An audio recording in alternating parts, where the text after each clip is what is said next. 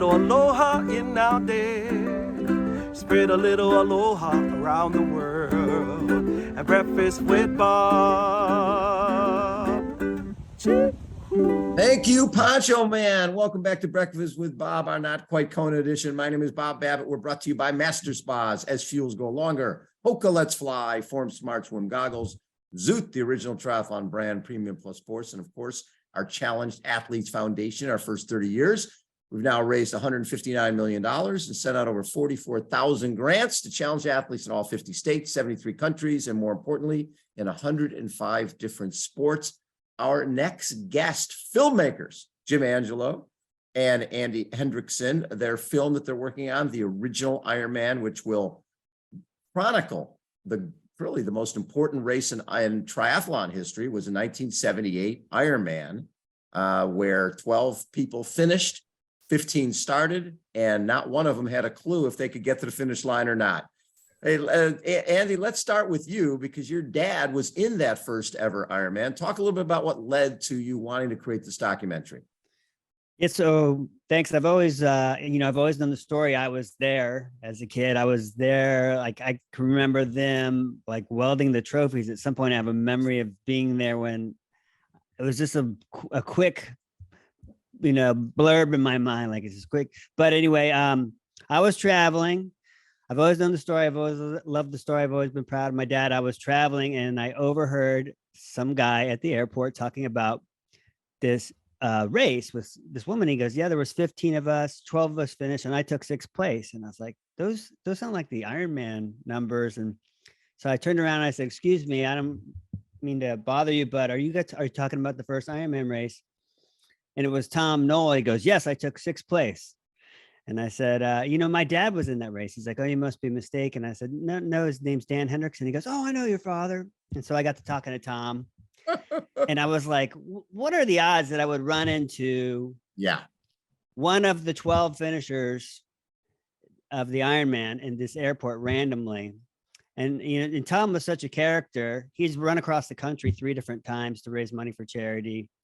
And I just started thinking about that story, and I looked it up, and it's been touched on a lot of times, but it's always been kind of glossed over. There's so many great stories. No one's really looked into it in depth about who these guys were, how the race got started, all the challenges they had, most of them signed on kind of short notice, didn't have much, any blueprint on how to train and the equipment. And so, yeah, I started working on making a documentary film with my buddy Nick, and we raised a little bit of money. We went around the country. We interviewed most of the original finishers. We haven't gotten all of them. A couple of them have deceased, and then I partnered up with Jim, who's made documentary films, and he's much more experienced than I am, and he's got a lot more resources, and he really knows what he's doing. And so now it's turned into this big project, and we're out here, we're working on it, and trying to raise some more money for the project. It's exciting. So Jim, with your background, what was it about this story that was enticing to you? There is a heart in these guys that started this race that you can't replicate, you can't make up, you can't create in some fictional story. They had a desire to see how far they could go, what they could do, who were the best athletes, whether it was Marines or Navy, whether it was, the guy next door. They just wanted to push the limits. And I think what's exciting about it is they didn't know what they didn't know. And so they weren't afraid to keep going. Right. To buy a bike the night before and put it together, having never done a distance bike ride. And so it's just that unknown that they took on, and what they completed and what they started is the big thing from that as well. I mean, what's gone on from their beginnings, humble beginnings, is phenomenal. What's cool to me is if you look at the group, you've got guys like Orlowski who got a Schwinn Easy Spirits and is wearing a Speedo covered with jean shorts, rashing to the moon, no clue what he's doing. Then here's Gordon Haller, 227 marathoner, who's got, a bike for the flats and a bike for the hills and has a chef. and a masseuse. Yeah. And, you know, so that to this day, that's sort of the same thing. There's people who are adventurers who say, I want to do this iron thing. And then there's folks who are like, okay, I need to know every carbohydrate and my power wattage. I need to know everything. And it's so cool because the sport, as much as it changed, it really hasn't. It's getting that finish line means everything to people.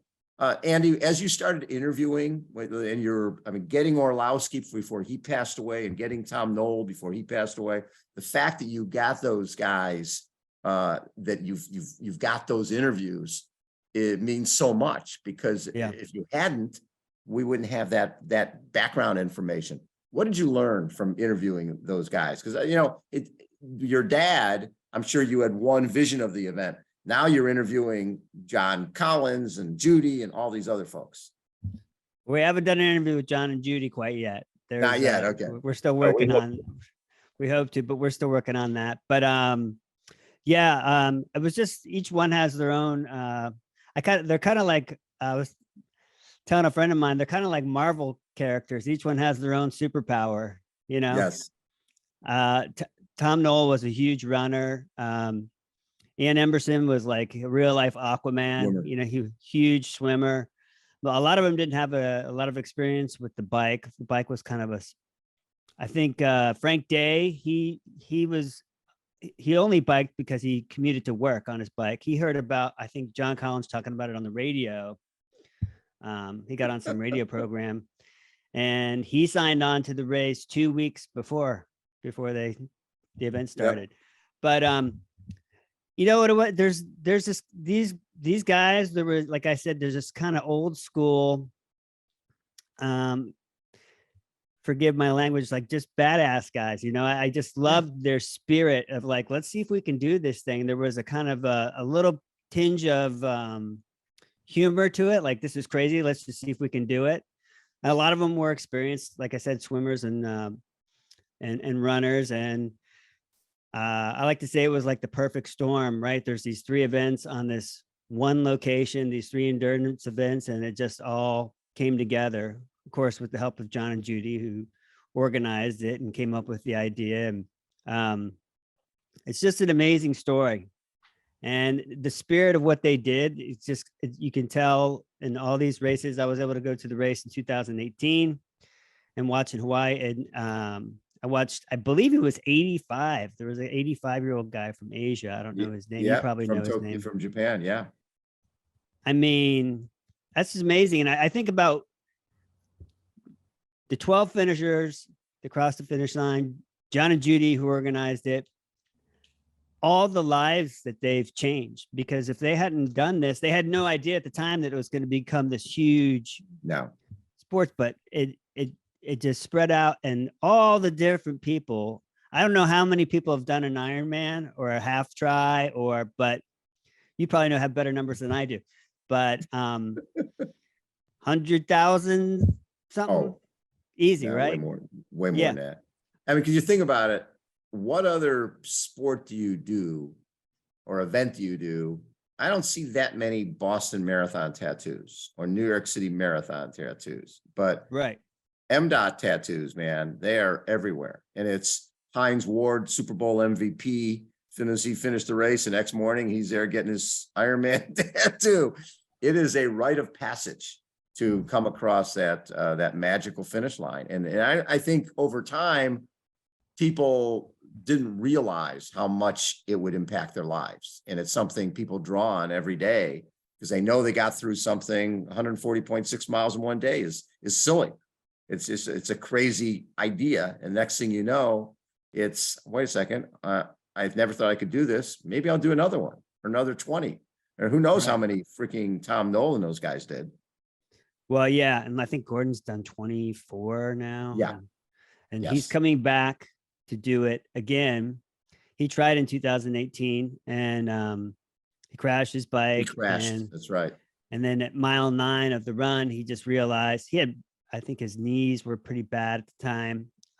But at mile 9 of the run, he realized he just wasn't going to have enough time to finish. So I ran into him last year. I was traveling and I caught up with him, and he told me he was coming back to do it again this year in 2023. And I was like, wow, okay. He didn't want to like end on a DNF. No. And so Gordon's an amazing guy. And so we're tracking his story, and we're gonna make that part of the documentary too, kind of like a little exclamation point or a touchstone where we can talk about Gordon and the modern triathlon, and then go back and talk about the original race and the spirit of that. And it's still there, that the soul of what those guys did back in 78 is still there in all these races. It's wild. No question. And on August 3rd in Milwaukee, the original 12 are getting inducted into the USA Triathlon Hall of Fame. And I'm assuming you guys will be there to capture some of that, because obviously some of the folks who've passed away, they'll have family members there. That's a hell of an honor to be on stage and get inducted in USA Triathlon Hall of Fame. It is the 74 first triathlon in San Diego, and then 78 Ironman. The first Ironman on Oahu was that they changed our sports forever. Yeah. We're going to be there for that. Yeah, it will be there, and very excited to meet all of them and have all of them in one place at one time. That will be pretty cool. That'd be very cool. I'm also amazed at what this sport has spawned in badass women. While it was all men in the first triathlon, Judy Collins helped drive that to happen. Valerie Silk that carried it for the next several years before it really launched, and Lynn Lemaire, the first woman to run in 79 with you, Bob. That is, not to mention the specialty drinks, the clothing, the different training methods, and everything that's come from that's driven all sports to new levels. It's pretty amazing. What's fascinating is when Greg LeMond won the Tour de France in 1989, he was using clip-in pedals, aero bars, and aero helmet. And we find that the single sport, the swimmer, the cyclist, and the runner are late adopters, right? Because they know everything. They're not changing anything. But the triathletes have always been, they come into the sport, usually they have a swim background or run background. They have to learn at least one sport, maybe two. So they're like, well, I don't understand nutrition. I don't understand running. I don't understand stuff. So they're willing to try new equipment. They'll willing to try the aero bars showed up at the Desert Princess duathlon. I think it was called biathlon back then in the 80s. And a guy named Brad Kearns showed up with looked like irrigation pipes on the front of his bike. And Scott Tinley and Scott Molina, two of the best guys, were like laughing. What the hell are you doing? And then he rode away from them. And at the next Desert Princess race, they all had the aero bars. Right. But it wasn't until 2 years later that they used them in cycling, right? This was like 86, 87. And by 89, and Le Mans was the only one who would even try the aero bars until he won the Tour de France. Then it was okay. But our sport has always been about, hey, give me those naked lady tees, whatever I need to get faster, I'm going to try. And where the individual sport folks are not quite the same. There's a lot of funny stories about how these original guys who did this race improvised. A lot of them borrowed bikes. Henry Forrest, we interviewed his wife. He borrowed a bike from, I don't know, somebody in the Marines, one of his bosses. She said they literally went there and there was a basket. They took the basket off this bike. Yeah. And Henry didn't want to waste his energy training on the bike. So he was out there on the course, and Frank Day is passing him, and he's like, hey, Frank, can you help me out? I don't know how these gears work. Yeah. He's like, he's on the Ironman course. He didn't know how the gears work. I know. He's still figuring out how to do the gears on a 10-speed. Well, and yeah. And then like there's another story with Ian Emberson. Yep. He was running downtown, through Honolulu, and they ran into some friends. They're like, hey, what are you guys doing out there? And they're like, it's a race. We'll explain later. Like, yeah, no one even knew what was going on at the time. There was no fanfare at all. It was just like, cross the finish line. It's dark. Are you in the race? Yeah. Okay. You're done. Yeah. No, there was no aid stations. There was no roads were blocked off. I don't know if John had any permits whatsoever. It was just like, I think he did for the swim for sure. Yeah. Yeah, for the swim he did. Yep. Yeah, because I'm sure he had lifeguards out there. Everybody had to have a paddler with them. But it's, I mean, seriously, even back then, it's not like you could go online and figure it out. So when we decided to go over 1980, I still thought it was a 2-day thing, that you swam 2.4, rode 56, camped out, rode back next day into the marathon. We had, Right. carried with us sleeping bag, tent, panniers. We didn't know. We really had no idea. And in terms of nutrition, Hawaiian sweetbread, Gatorade, I'm sure you ran into all sorts of different things that people were eating along the way. Yeah, chili. John Collins had chili. Yep. Both Dave Orlowski and Frank Day stopped at McDonald's. Yep. Dave Oysters, Orlowski has a story. Yeah, oysters, shave ice. Dave Orlowski has a story about stopping at a grocery store and leaning his bike up against the wall and going in and getting in line during the race to go buy whatever, a couple candy bars or something. Yeah. And he was like, I was worried. I had borrowed this bike. I was worried this wasn't the best neighborhood. I was worried my bike was going to get stolen, Right. I remember coming out of the water in 1980, and it's a park. This was actually in Ala Moana Park. There was a guy and his son were showering off. So I waited for those guys to finish it. It's a race, but it was still it was an adventure. For first number of years, it was really an adventure, except for Gordon Haller, John Dunbar. They were out there to win the thing.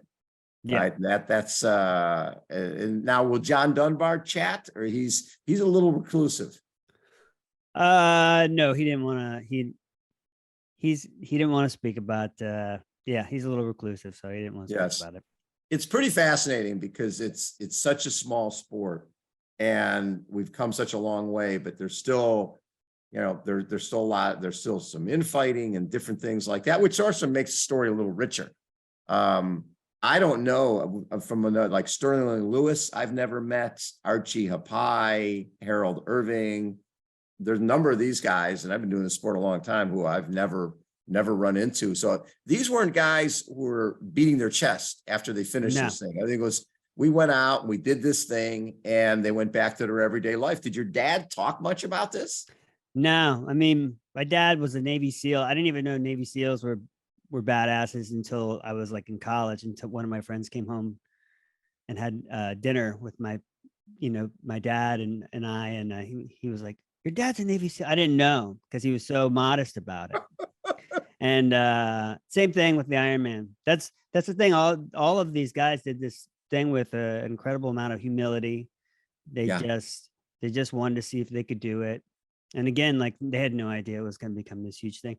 And there's such old school characters. I mean, we've interviewed, like I said, most of them, and we have so many great stories, and you can just see their personality.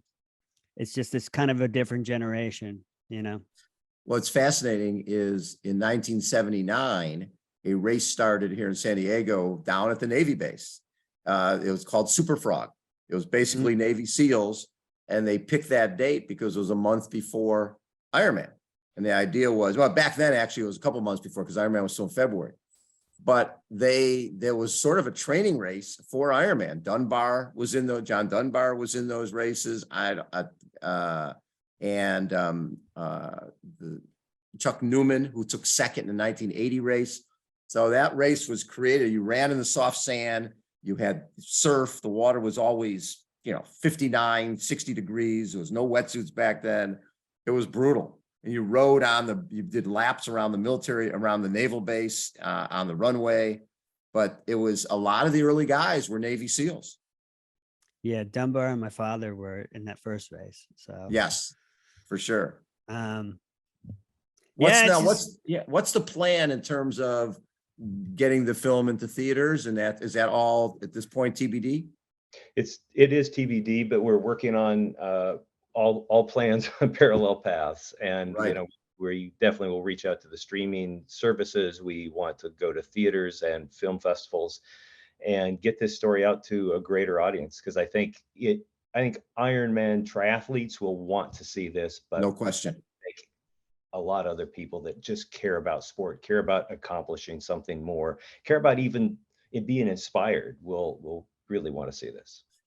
What I found when we did our film, it came out in 2018, We Are Triathletes.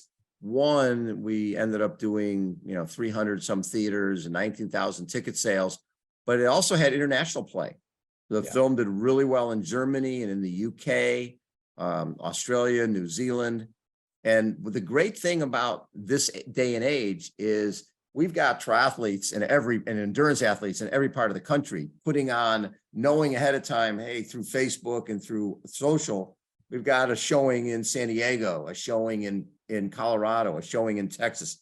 You'll sell out those theaters. People will fill those theaters up because it's, you know, just watching the trailer you guys did that they're going to be showing at the USA Triathlon event in Milwaukee where the guys will get honored. It's phenomenal. They're just the little pieces that I've seen are really well done. And I think that there's going to be you're going to have a lot of folks who are going to be clamoring to come see the film. And how exciting for Gordon to be in that inaugural race in Oahu, and now in the inaugural race where this championship moves internationally to Nice. Exactly. France. It's a great story. Yeah, it's a great bookend to this whole sweet story. The hard part, I'm guessing, is finding images, finding video, right? Because there was nothing back then. When I did the 30th and 25th anniversary Ironman books, finding images from 78, 79, and even 80 was tight. It got easier, obviously, over the years, but 78 especially, there was not a lot of imagery. Yeah. No, there's not, like, you know, I had to hunt down all of the original guys when this whole thing started, and get them to, you know, trust me and let me into their homes, and realize that I was not some weirdo, you know, that, you know, it helped that my father was in the first race, but exactly. But it was so great to meet all of them. But when I got out to their houses, and then they'd be like, you know, I think I got a box of stuff here. I'd be like, oh, it was like finding gold. Yeah. Dave Orlowski had a bunch of photos. He let us scan them. And we're like, oh my gosh. Gordon gave us a big box of stuff to scan. Ian Emberson gave us a big box of stuff to scan. So we definitely have some, we dug up some old images, and there was a woman that apparently was there that day snapping photos, and I got her name, and I've tried to hunt her down. And was it Carol Hogan? No, I can't remember her name.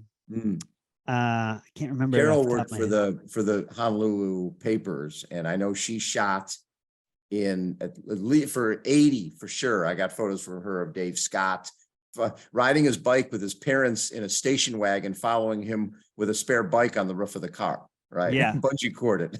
Right. That was the spirit of the whole thing.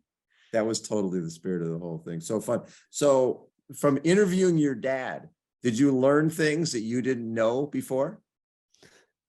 Let's see.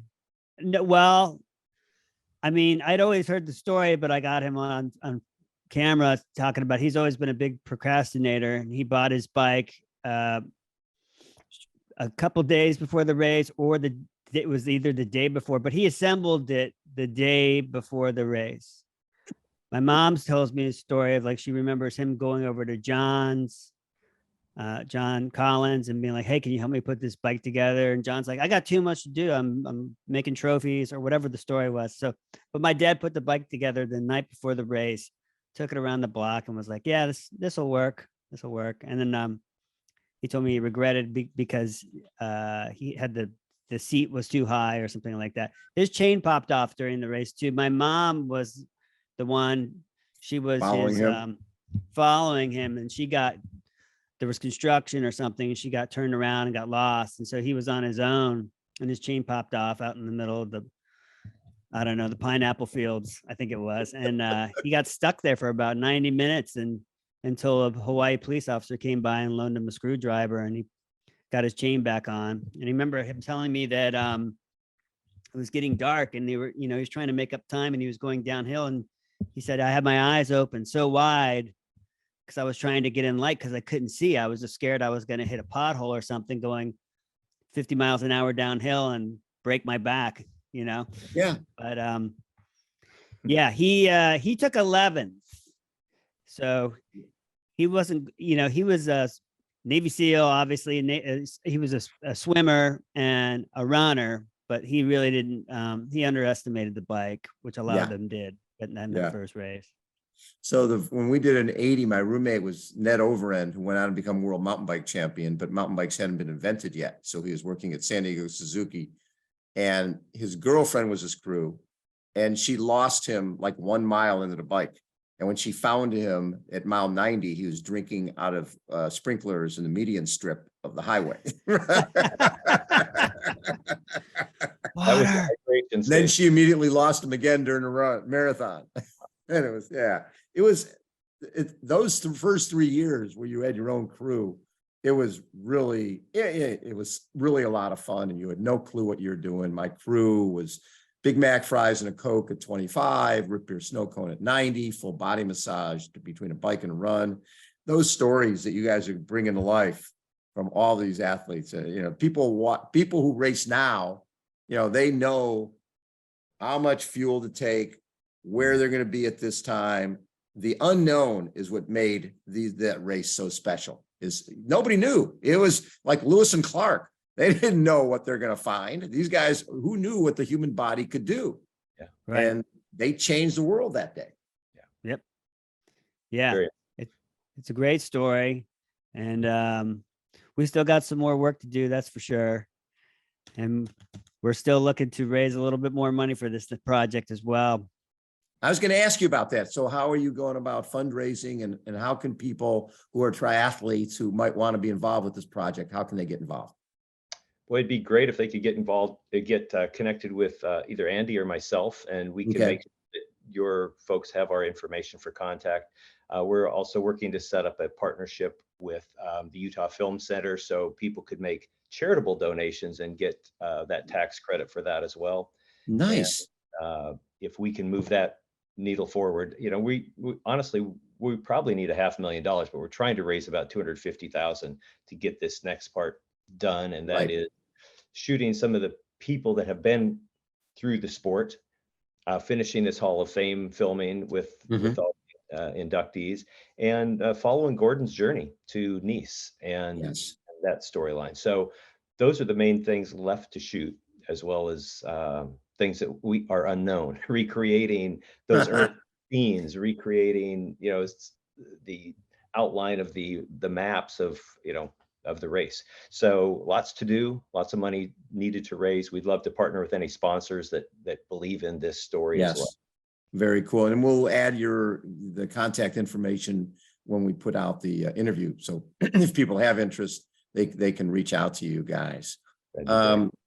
Any surprises for either of you guys when it's just been talking to people? Any surprises in terms of the event or the way things happen? Oh no, didn't happen that way. Because years ago, when we did our Ironman Revisited event for Challenge Athletes Foundation, we recreated the whole Primo Brewery scene where John got up and challenged people. And I wish that footage was in an Ironman, the 25th anniversary Ironman show, I think. But that was pretty cool because John and Judy basically laid out how everything happened. And it was pretty cool to see. They actually recreated the Primo Brewery logo because it wasn't around anymore. Yeah. It was pretty fun to see. I would love to get my hands on that. I would love I gotta find that. I think it was the 25th anniversary Ironman show that they ended up using that in. We need to find. If you know, I've seen little clips of it. I saw it in your film. It's like black and white. And John's wearing a Hawaiian shirt and he's got the microphone. Yeah, I'd love to get my hands on that. That would be huge. But there's been, people have there's some different memories about how things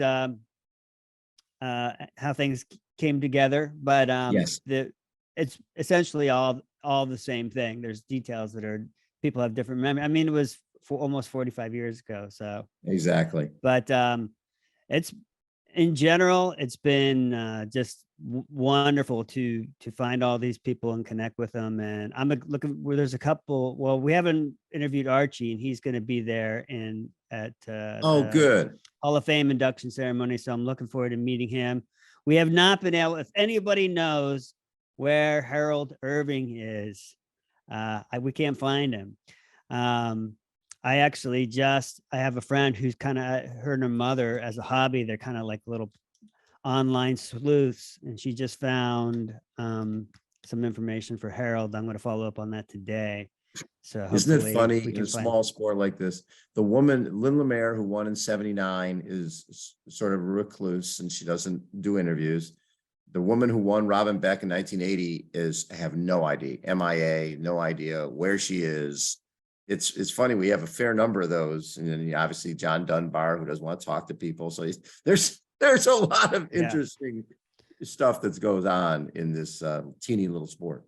And I'm very grateful that we were able to get Tom Knoll. He was the first person I got because he was living in Hawaii. This is before I even had any money to do anything. He was one of the first people. I met him at the airport. He kind of connected me to who he knew, but he was coming to Vegas, and I live in LA, so he was coming to Vegas for some Marine gathering, and so I hired a local guy in Vegas and got a hotel room and set it up and interviewed Tom there. And I was grateful to get that footage because when we were supposed to go back and interview him one more time in Hawaii, he had just passed. He wasn't getting back to me. It was like literally within a couple of days before our flight out there. Wow. And then also, so we're really lucky to have that footage. And then as well as I know you've interviewed Dave on your podcast, Orlowski, but he such a great guy and such a big personality, and he was so helpful in connecting us to everybody. And he was, all of the people we've talked to, with the exception of a couple, have been just super enthusiastic about like these original people, the original guys are like, yes, let's do this. Let's tell the story. Because I feel like, I mean, like I said, it's been touched on, but it's always been glossed over. No one's really dug deep into all these great stories and the personalities and the soul and the spirit of that first race. Love it. Can't wait to see the film, and hopefully we'll have some of our folks help out financially so that this film gets out there and gets made the way that you guys want to make it, because this is an amazing story to tell. And these athletes have some pretty special memories that, you look at a sport that became, first Ironman was 78. We were in the Olympics by 2000, which means they announced it in like 93, 94 that we're going to be in the Olympic Games. Mm-hmm. That's like 15 years from a sport starting to being in the Olympics. It's pretty amazing. And the joy as Andy's interviewed these guys, the joy on their face when they talk about this seems as big and effervescent as it was in 1978 to even take this on. There's so much pride in what they've accomplished, and it's a really motivating to people like me to watch their spirit. Love it.